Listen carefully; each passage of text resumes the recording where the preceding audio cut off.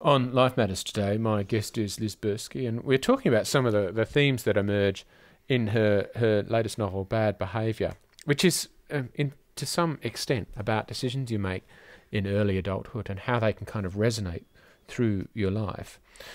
Now, you live in Perth, and your character Zoe comes home to Perth from London in 1981 with her young son. This was around the time that you came to live in Perth. Yes, it was, but not in quite the same circumstances. No. I rushed to say, which is why people will know that when they read the book. No, it was the time that I came to live in Australia. I mean, I am born in England, unlike Zoe, who was born in Fremantle and grew up in Fremantle. I came with my then husband in 1981 and my sons.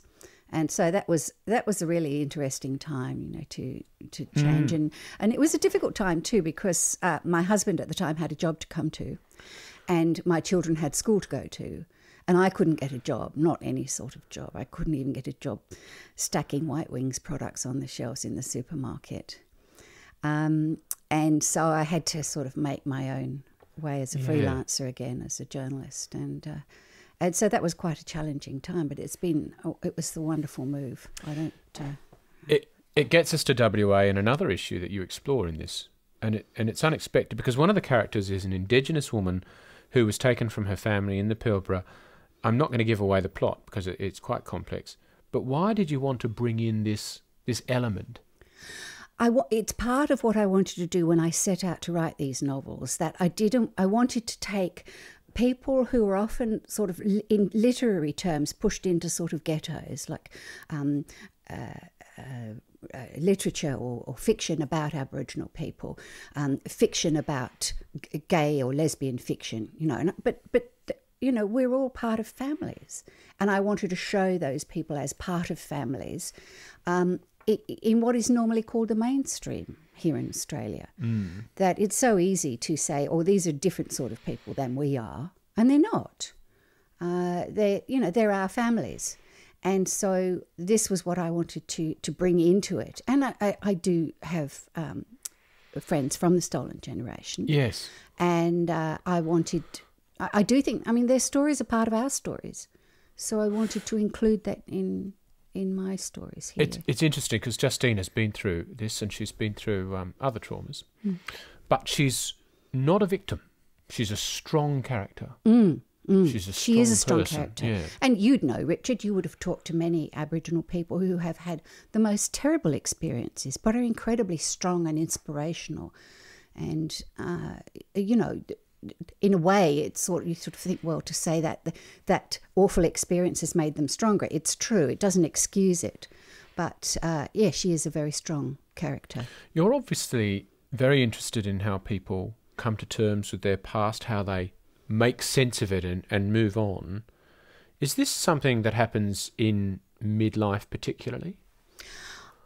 It happens to a lot of people that I know, and I'm not sure whether that is just my sort of generation. I'm a bit old to be a baby boomer, but the sort of late war babies and the baby boomers, I think there are a lot of us doing this. We're going back on the internet to find old friends. We're reaching out into the past to try and work out what happened. And I think midlife is a time that you do that, especially around your 50s. And I mean, through social networking these days is a great way of doing it. And I think, too, when you're younger, everything is about you. You know, it's about your career or your family or whatever. And things that happen to you, both good and bad, is still about you.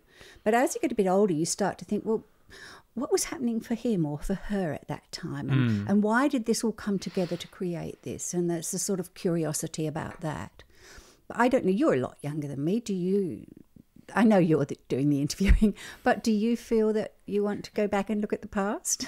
I think I've spent too much time dwelling on the past and wishing that I'd made different decisions sometimes. I think the key thing is to be able to do what you talk about a lot in the book, which is to process things and then move on. Yeah. Just something I'm getting better at, I hope.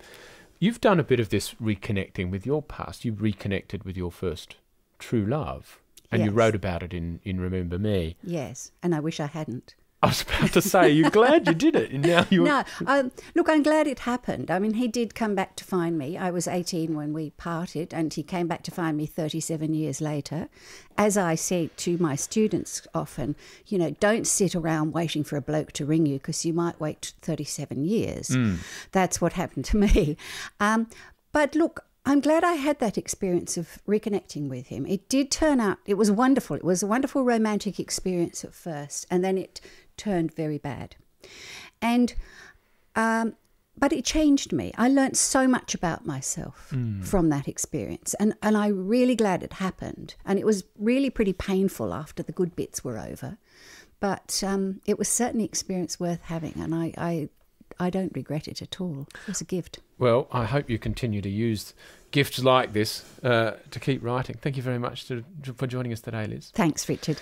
Liz Byrski's been my guest, and her new book out this month is called Bad Behaviour. It's published by Pan Macmillan. This is Life Matters on ABC Radio National.